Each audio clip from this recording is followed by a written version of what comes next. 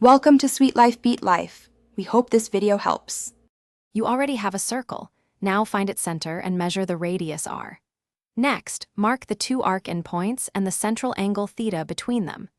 If your protractor gives degrees, convert to radians by multiplying by pi/180 because arc length uses radians.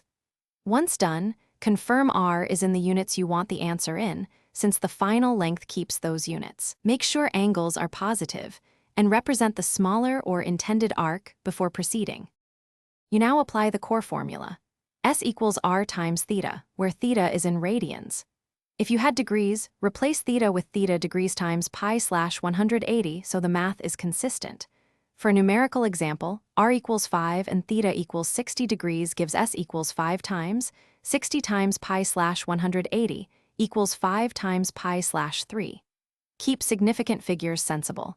Round only at the end. Also consider whether you need an exact form with pi or a decimal approximation. You finish by expressing S with correct units and the precision required, for example, 5, 24 cm or 5 pi/3 cm.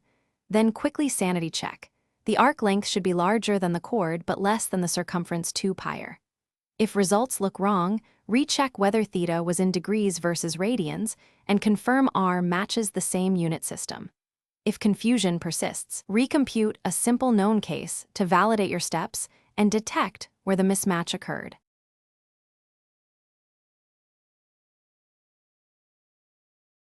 Thanks for watching.